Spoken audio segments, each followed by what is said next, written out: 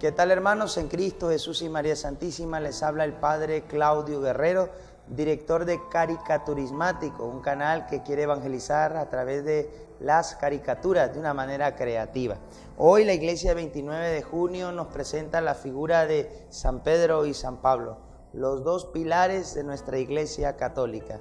Me gusta hablar acerca de estos dos grandes santos porque son considerados los pilares de la Iglesia porque en primer lugar, Pedro fue elegido como el primer papa y Pablo va a ser el primero que va a impulsar la evangelización a los gentiles, o sea, a los paganos, cosa que en ese tiempo, en el tiempo de Cristo, era muy difícil e inconcebible en la mentalidad.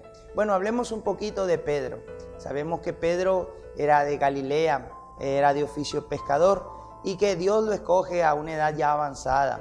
Pedro para él era acostumbrado a siempre hacer sus gustos y antojos, un hombre de carácter muy duro, pero comúnmente se le conoce como un hombre que es el más humano de los apóstoles. Por otro lado tenemos a Pablo, que antiguamente se le conocía como Saulo o Saúl, hace referencia al rey de Israel, el que fue anterior al rey David. Y recordamos que Saulo en comienzo persiguió a los primeros cristianos.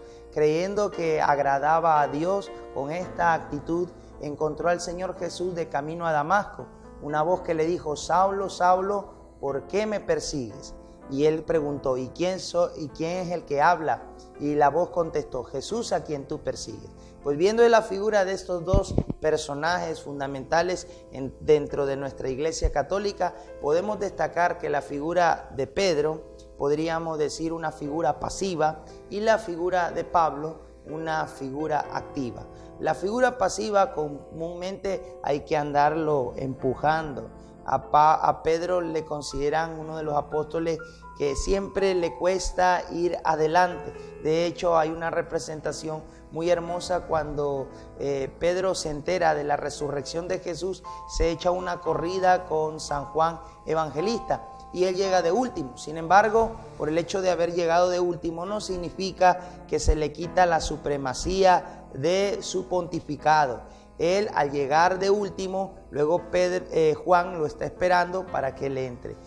Y en el caso de Pablo, ¿ves? Es un personaje fuera de serie, un hombre avanzado a su época, un hombre acostumbrado siempre a sacar 100, a sacar A en todo lo que él se emprende. Fue educado por Gamaliel y recordamos que era un estricto observante de la ley de Dios. Por eso cuando él persigue a la iglesia, cree que está obrando según la voluntad de Dios. Y ese es el problema de muchas personas que con sus actitudes, entre comillas, correctas, creen a veces estar haciendo cosas bien, cuando en realidad son cosas que desagradan a Dios. Esto es importante destacar porque la figura de Pedro es que Dios lo quiere hacer fuerte, lo quiere hacer una roca, porque antes de llamarse Pedro se llamaba Simón, que significa vara quebradiza.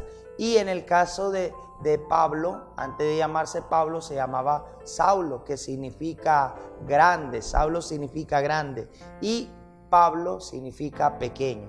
¿Qué enseñanza más hermosa nos da el Señor en estos dos personajes, hermanos y hermanas? Hoy pedimos al Señor la gracia de ser iguales como estos apóstoles, llevar la palabra de Dios y transmitirla a todo el mundo para gloria de Cristo Jesús. Dios y la Santísima Virgen María les bendigan en este tiempo especial que la Iglesia nos ofrece a través de la figura de San Pedro y San Pablo. Ruega por nosotros. Dios les bendiga.